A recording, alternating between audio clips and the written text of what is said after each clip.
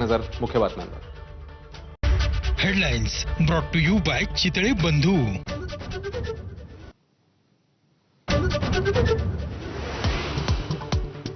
मुंबईत जय जवान पथकाची हॅट्रिक. दिवसभरात जय जवान पथकाकडून 3 वेळा 10 थर लावण्याचा विक्रम. तर कोकण नगर गोविंदा पथकाकडूनही 10 थरांची सलामी.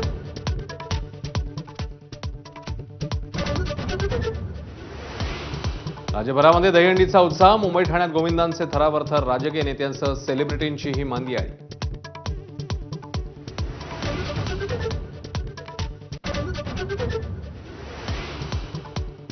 दहीहंडी उत्सवात गौतमी पाटील, राधा पाटीलसह अंकिता पुणेकरचा जलवा. अख्खी तरुणाई थिरकली.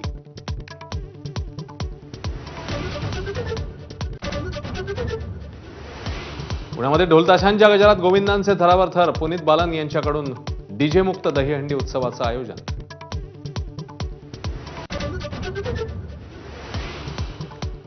मुंबईतल्या मानखुर्दमध्ये एका गोविंदाचा मृत्यू. तर आतापर्यंत 75 पेक्षा अधिक गोविंदा जखमी झाल्याची माहिती.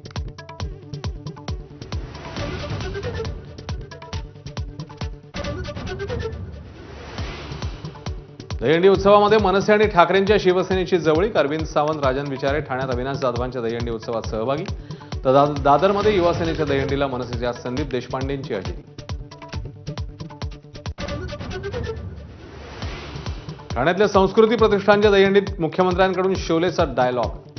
सिनेमाला 50 वर्ष झाल्याबद्दल दिग्दर्शक रमेश सिप्पींचा खास सन्मान. सिप्पींकडूनही डायलॉगला प्रतिसाद.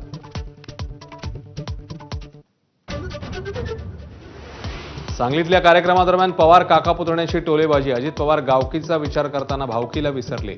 रोहित पवारांचा टोला. भावकी सोडली असती तर निवडून आला असता का? अजित पवारांचं खोचक प्रत्युत्तर.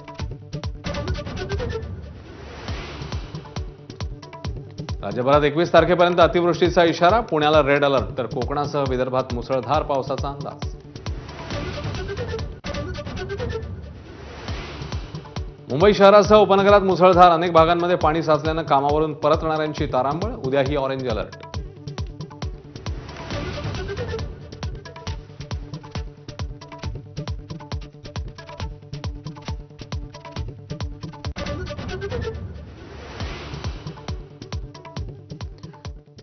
आणि आता